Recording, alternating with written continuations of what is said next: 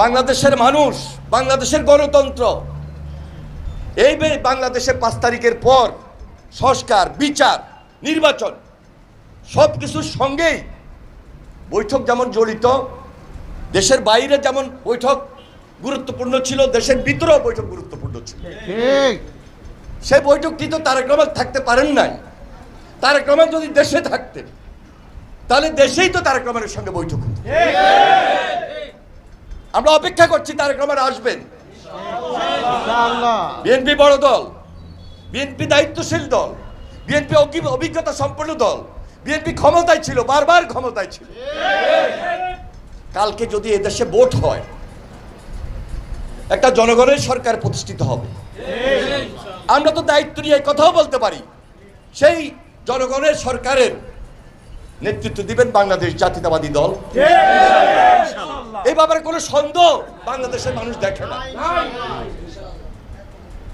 তবে দেখেন, আমরা বলেছি এক ব্যক্তির শাসন, একদলীয় শাসন আমরা করতে চাই না। 2014-তে আমরা নির্বাচন দেখেছি, 2018-তে আমরা নির্বাচন দেখেছি। এক দলের নির্বাচন কি হতে পারে, এক ব্যক্তির শাসন কি হতে পারে। যার কারণে তারেক রহমান 2018-র পর থেকে আপনারা লক্ষ্য করেছেন 31 দফা ঘোষণা করেছেন যে আমরা এই দেশে কোনো সুযোগ পেলেও আমরা জাতীয় ঐক্যমত্যের সরকার গঠন করি, সবাইকে নিয়ে। বিশেষ করে যারা ফ্যাসিবাদ বিরোধী আন্দোলন আমরা একসঙ্গে ছিলাম, তিনি তার উদারতার কথা বলেছেন, তিনি তার বৃহত্তর বাংলাদেশের রাজনীতির কথা বলেছেন, গণতন্ত্রের ভিতকে শক্তিশালী করা যায় এমন কথাগুলো বলেছেন।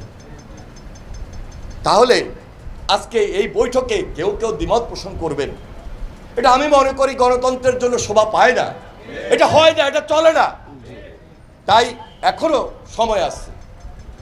আমি মনে করি গণতন্ত্রের স্বার্থে, বৃহত্তর স্বার্থে, ক্ষুদ্র স্বার্থকে ত্যাগ করে বৃহত্তর স্বার্থের জন্য সবাইকে এক মঞ্চে, সবাইকে একটা প্রেক্ষাপটে, একটা অবস্থানে, একটা ঐক্যে, শুধু ঐক্যের ভিত্তিতে আমাদেরকে চলা উচিত।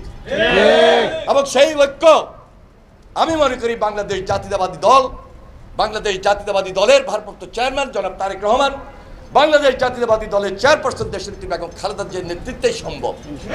তারা করেছেন, তাদের রাজনীতির মধ্যে সে আহ্বান আছে। আমরা এই আহ্বানকে শ্রদ্ধা জানাতে চাই, এই আহ্বান নিয়ে আমরা চলতে চাই।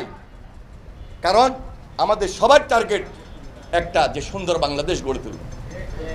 আমরা সবাই মিলে ফ্যাসিবাদের বিরুদ্ধে লড়াই করেছি, সংগ্রাম করেছি। তাহলে আজকে সেখান থেকে সরে যাওয়া এবং সেই কথার মধ্যে মিশ্র প্রতিক্রিয়া ব্যক্ত করা, আমি মনে করি গণতন্ত্রের ভিত দুর্বল হবে। সেই দিকে না গিয়ে সবাইকে আমরা আহ্বান জানাই, আগামী যে নির্বাচন, সেই নির্বাচন উৎসবমুখর হওয়া দরকার, সেই নির্বাচন নিরপেক্ষ হবে, সেই চেষ্টা থাকা দরকার, সেই কথাগুলো আসার দরকার। আমাদের অনেক রাজনৈতিক দল বলেছেন যে এপ্রিল উপযুক্ত সময় নয়, রোজার আগেই উপযুক্ত সময়। এবং আমাদের চেয়ে বেশি জামাত ইসলামী নেতৃবৃন্দ বলেছেন, বারবার বলেছেন। তাই আজকে একটা পার্টিকে, একটা দলকে বিশেষভাবে বলতে চাই না। বিএনপির আহ্বান সকল দলের প্রতি, বিএনপির আহ্বান সকল মানুষের প্রতি,